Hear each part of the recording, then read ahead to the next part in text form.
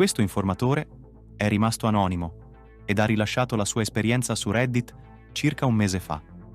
In un secondo momento ha cancellato il suo account e la sua testimonianza è andata persa.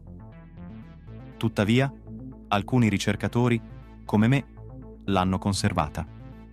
Per questo motivo la sua credibilità è ancora tutta da verificare, ma alcuni dettagli della sua testimonianza, secondo me, meritano molta attenzione. Tenete presente che gli informatori hanno deciso di non rivolgersi alla Aro, quindi sceglieranno i canali più inconsueti per rilasciare le proprie testimonianze. Riporto i contenuti che ho ritenuto più importanti. Se siete interessati alla versione integrale, mandatemi un'email. Ho conservato sia il testo della sua testimonianza che le risposte alle domande di alcuni utenti di Reddit. L'informatore ha usato come nickname Usierfan 1968 e dice di avere lavorato in un'agenzia che si occupa di questioni relative all'intelligenza non umana fino al 2018. Quindi, ad oggi sarebbe il testimone con le informazioni più recenti, poiché risalirebbero a soli 6 anni fa. Le informazioni sugli UFO non vengono classificate poiché con il processo di classificazione le informazioni verrebbero rivelate a troppe persone. Il team di sicurezza è molto attivo e monitora costantemente tutte le discussioni sull'argomento. Raramente intervengono, solo se è assolutamente necessario. Se gli Stati Uniti si fanno avanti direttamente e dicono «Abbiamo imbarcazioni, abbiamo corpi», significa che siamo sull'orlo di un grave conflitto globale, come non abbiamo mai visto prima. Lo riveleranno al pubblico solo se assolutamente necessario.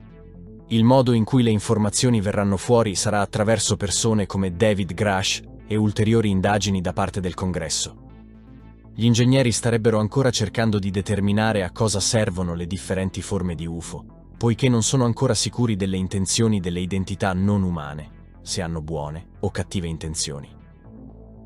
Gli UFO sono luminosi poiché sono alimentati da una enorme quantità di energia, e quindi il bagliore sarebbe solo una conseguenza, come i gas di scarico di un'auto. Le identità non umane somigliano agli alieni del film Incontri ravvicinati del terzo tipo. Gli UFO cercano in continuazione di eludere le nostre capacità di rilevarli entrando in acqua, soprattutto se sono molto grandi. È interessante notare che i progetti storici degli UFO imitavano il design di edifici e veicoli di quel periodo di tempo. Non si è ancora capito se si trattava di una forma di mimetismo degli UFO, oppure se le persone non erano in grado di descrivere quello che vedevano e quindi lo identificavano con qualcosa di riconoscibile. Alcune persone sarebbero in grado di influenzare gli UFO in cielo, ma non si conosce il motivo.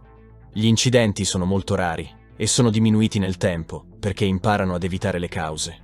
Forse alcuni recuperi non erano dovuti ad incidenti, ma le NHI avrebbero parcheggiato gli UFO per agevolare il recupero. Ho sentito una teoria da un ragazzo in un bar secondo cui i transistor dei Bell Labs sono stati ispirati dalla tecnologia dell'Area 51. Questo è uno scherzo. La tecnologia fa sembrare i transistor come bastoncini e pietre. Credo che le molteplici specie di identità non umane siano disinformazione inventata dal team di sicurezza. Ci sono ali misteriose dell'agenzia di cui non sono venuto a conoscenza durante il mio tempo. È possibile che una di queste ricerche riguardi altre specie, ma ne dubito. Le identità non umane potenzialmente sperimentano su di noi e sicuramente sperimentano sugli animali. Non abbiamo idea del perché. Il motivo principale per cui non vedrai mai una divulgazione organizzata è perché nessuno è d'accordo su cosa dire. Non sappiamo abbastanza sulle intenzioni delle identità non umane e la loro provenienza. Abbiamo solo buone teorie. L'ala antropologica ritiene che le identità non umane siano controllate da un'intelligenza che va oltre la nostra attuale comprensione di come funziona la vita. Non abbiamo idea da dove provengano, ma è possibile che qualcuno ai vertici della leadership lo sappia. Non penso che la risposta sia semplice come un altro pianeta o le caverne sulla Terra. Alcuni dei primi documenti che ho letto riguardavano i tentativi di attirare le identità non umane nei luoghi in cui avveniva lo stoccaggio di materiale nucleare. Si avvicinano soprattutto se distruggiamo le barre di combustibile. Il 2027 non mi dice nulla, per quanto ne so. Molte persone affermano che prima o poi la loro squadra farà un passo avanti significativo, ma non accade quasi mai. La parte oscura è che non siamo in cima alla catena alimentare e molto probabilmente non abbiamo i mezzi per comprendere le intenzioni delle identità non umane. Tutto ciò che ha un'esperienza di vita condivide una sorta di connessione. Queste connessioni si manifestano come una sorta di rete.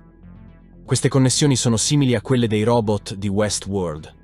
Ad un certo punto, la rete diventa abbastanza fitta perché succeda qualcosa. Credo che abbia a che fare con il tempo. Se esiste abbastanza storia condivisa, può essere manipolata in qualche modo. Le motivazioni dietro questa manipolazione non sono note. Chiedere questo era un modo semplice per finire nei guai. Credono che tutta la vita sperimenti il tempo, e questo tempo viene salvato sotto forma di ricordi ed esperienze in una sorta di rete non dissimile dai robot di Westworld. Vogliono che questa rete raggiunga una certa dimensione, in modo da poterla modificare in qualche modo. Questa rete di esperienze condivise che stanno cercando di manipolare ci è completamente inaccessibile, allo stesso modo in cui non riusciamo a vedere tutti i colori che vedono gli insetti. Onestamente mi è piaciuto esplorarlo, ma è uno shock per la maggior parte delle persone. Tutti gli esseri viventi sono collegati da una rete e in questa rete vengono salvate esperienze e ricordi. Questi concetti sono presenti in alcuni film di fantascienza, come Avatar e Gli Eterni della Marvel. Invece l'informatore usa come termine di paragone Westworld, un film degli anni 70, ma anche una recente serie televisiva.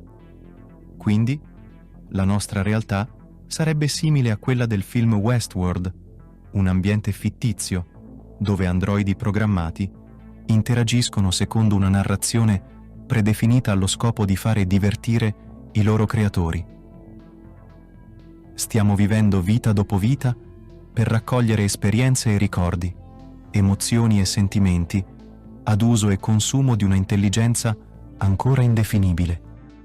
Un'intelligenza che l'informatore descrive come un essere che va oltre la nostra attuale comprensione di come funziona la vita. Se è questo il segreto che sta proteggendo il Pentagono, non esiste un modo per raccontarlo all'opinione pubblica.